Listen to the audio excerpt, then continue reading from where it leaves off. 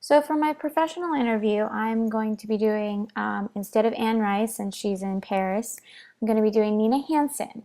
So for my first question, Nina responded that what do you see as the role of visual arts in society today, particularly in your profession?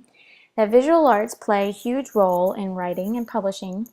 Publishing is an old profession that is currently finding itself thrust into the big new world of digital publishing, and everyone is trying to keep up with all of the new innovations that have come with e-readers and self-publishing and the marketing that plays into it.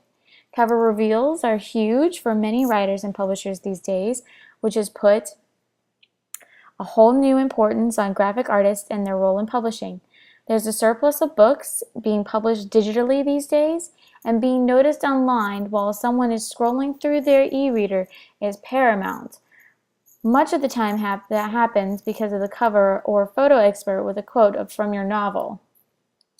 Now, this is just an example of one such cover that reveals for your book. So for question 2,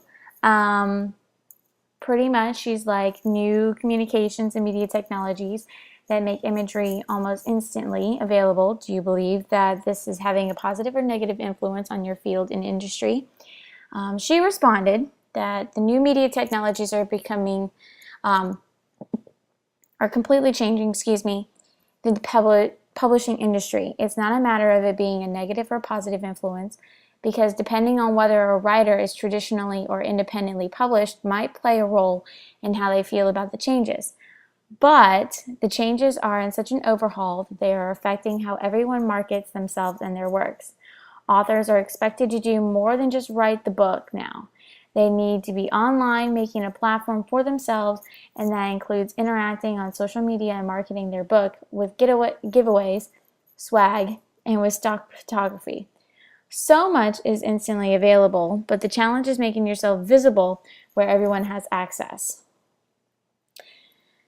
For question number 3, she responded to what popular images do you see that are frequently repeated throughout your industry?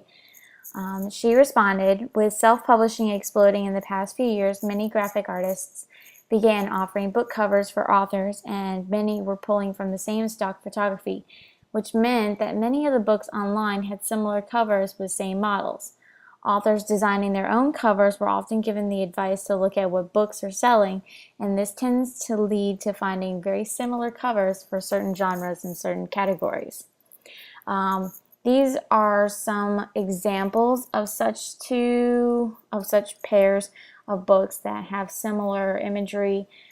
The first one is with a gentleman walking in snow, usually with footprints behind him, and the second one is with a mysterious person walking in a silent path. For question number 4, who is one of your favorite visual artists, and or what is your favorite style of visual arts?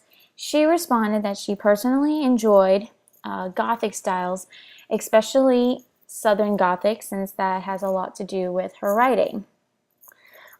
These below are 2 such images from Southern Gothic arts. The first one is just a mysterious novel, so it's black and white, dark, mysterious. The other one is also a cryptic book, but it's also very dark and very secretive, so a lot of the hidden woodsy areas and such. Question number 5, how has your knowledge of famous artworks influenced your creative process?